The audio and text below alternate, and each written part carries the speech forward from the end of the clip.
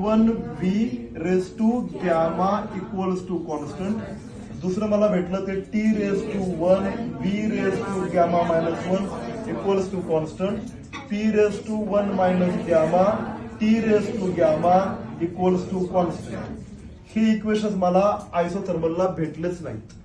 भेटले का नाही? आयसोथर्मलला जे भेटले, आयसोथर्मल इक्वेशन काय होतं?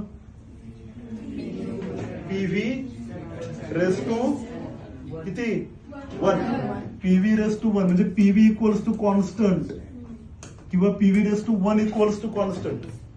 माहितीये का? आयसोथर्मलचं हे इक्वेशन कुठून आलं? हे आलं बॉइल्स लॉ पासून. हे कुठून आलं?